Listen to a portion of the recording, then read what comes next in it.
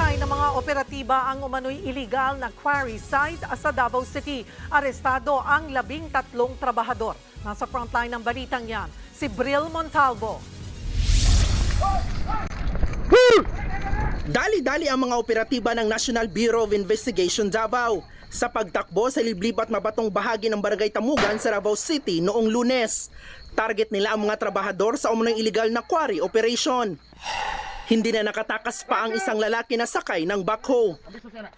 Nagpatuloy pa ang habulan hanggang sa bahay ng mga trabahador. Ilang saglit pa, may mga operatibang nagpaputok ng warning shot para pigilan ang mga tumakas. 13 trabahador ang nahuli. Ayon sa NBI Davao, dumulog sa kanilang tanggapan ang Davao City Environment and Natural Resources Office dahil sa iligal na pagmimina sa lugar. Wala raw itong sapat na dokumento sa pag-ooperate, pero depensa ng ilang trabahador. Nadamay lang sila at hindi alam na iligal ang pinasukan nilang trabaho. Hindi ako trabahante doon sa quarry.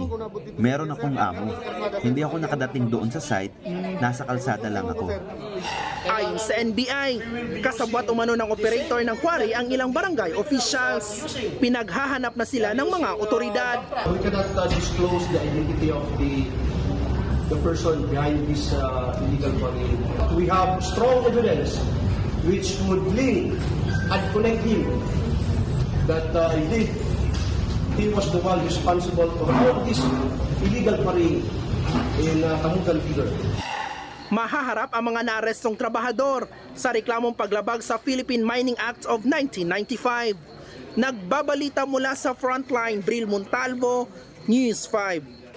Mga kapatid, Cheryl Cosim po, huwag maging huli at maging una sa lahat sa balitaan.